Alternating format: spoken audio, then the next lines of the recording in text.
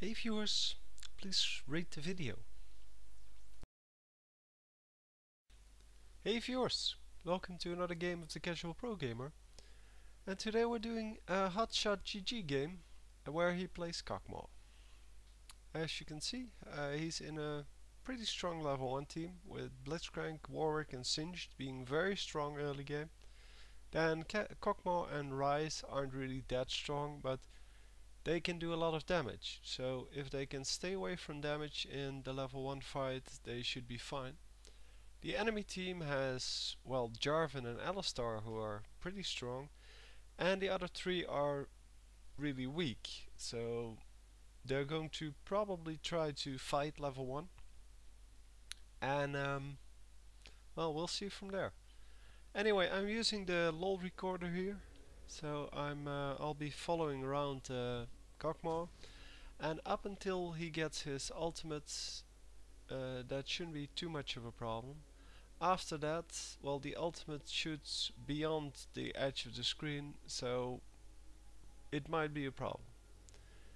He's waiting to buy his items until the clairvoyance from the enemy team has dissipated, and that way they will not be able to see what was bought.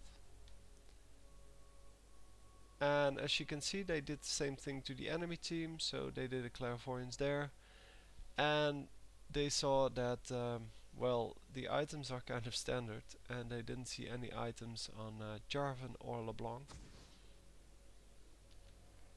So the enemy spots them with the clairvoyance. 30 seconds until minions spawn. And they are probably going to look for the enemy team now, because they expected the enemy team to come to them, but nothing happened. So they're going to hunt for them, I suppose.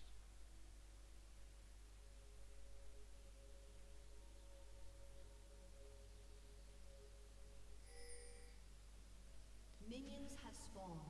But they don't know where they are yet, I think. At least I didn't see them. Oh, there they CV their own red now, or well, the region around red, where the enemy team would be hiding. So they are expected to be at blue then. But Kog'Maw has to go to his middle lane, because the minions are already there.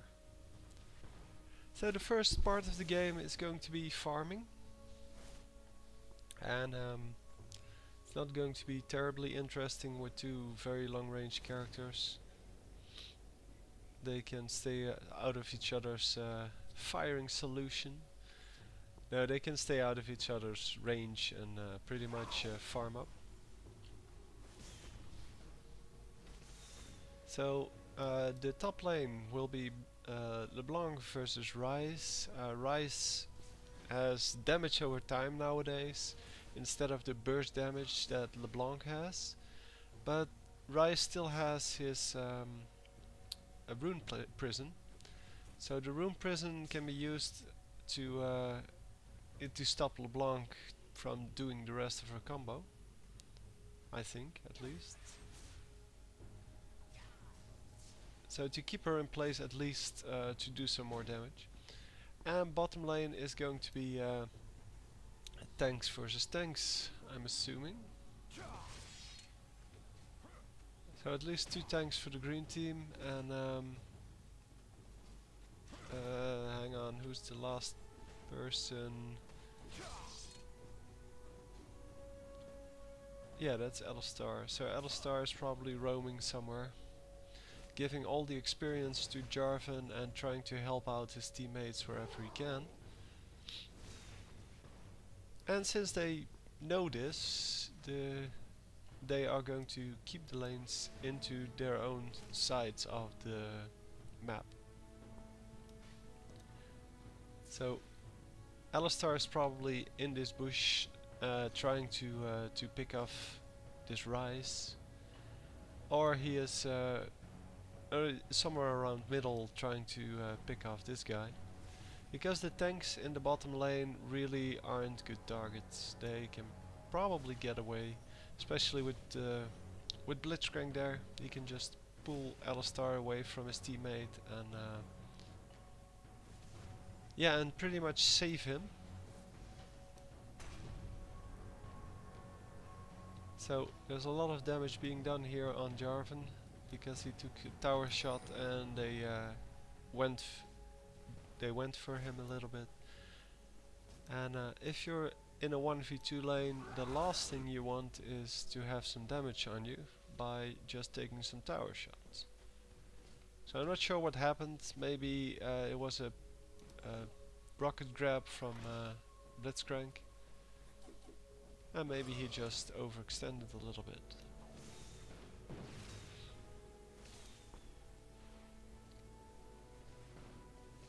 So the Hotshot has all 3 of his skills already. He does that for virtually any character except maybe for Twisted Fate. Because if you play AP Twisted Fate, AD Twisted Fate, there's no reason for you to take the wild cards, the Q. Because they do no damage at all and they have no special effects. And I of course missed the first blood. Well, it's not like we can see anything going on anyway. That's the whole problem with this replay system. But they are saying they cannot fix it. They are trying to find a workaround for it. But the LoL server doesn't update the health bars here. This is what we see. He just goes from full health to no health to dying in one shot. So we cannot really see the tactics involved, the decisions they make, and yeah, that's going to be a real problem. And that means that Riot is going to have to come up with their own replay system if this game wants to stay alive for in the future, because commentaries are going to be a big part of this. Especially now that they're into the tournament scene a little bit. They have been sponsoring some major tournaments to include them, and yeah, if they want to have a decent community, they will have to invest in a replay system.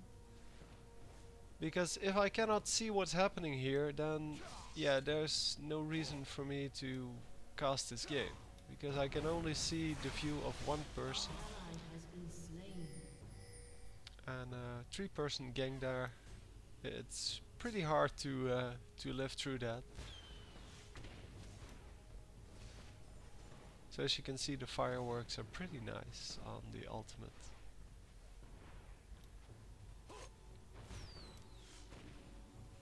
And also I'm not sure if I'll be able to keep the sound effects in there, but they have some firework sound effects in there, which is pretty nice. So the score 2-1. Well, we saw 2 of the kills, so I guess that wasn't too bad.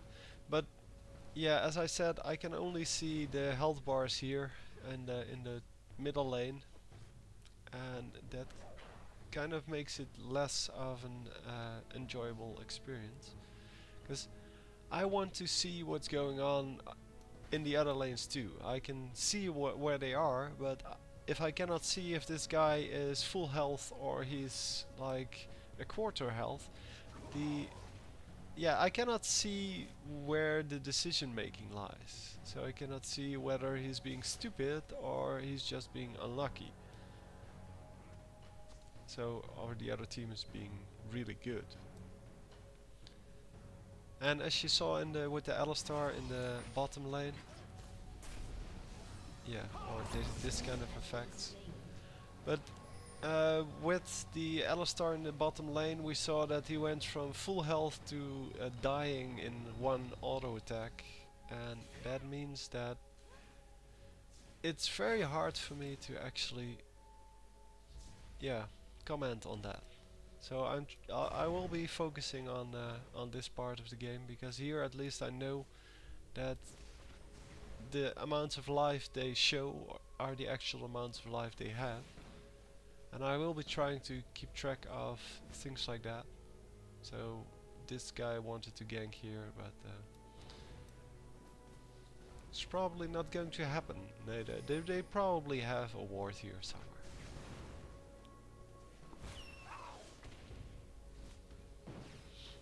So Warwick coming in here, using his ultimates, and they're doing quite a bit of damage there. Your team has destroyed a And in this case they didn't really kill Corki, but it was enough to send him back to base, meaning that this lane can now be pushed. Or at least he can get a lot of free minion kills. And I guess that's good. So we saw the Nocturne popping up here, and he was heading for for middle lane. So there he is. Yeah. He's going for the enemy blue, but the enemy blue is not up, I think. No. So the enemy blue being the blue team's blue. So he was going here, and there he is. So apparently Hotshot's keeping an eye on this, because we can see the health bar changing, and they get an easy kill. That's the power of wards. If you know where your enemies are, you can pull off these kind of things.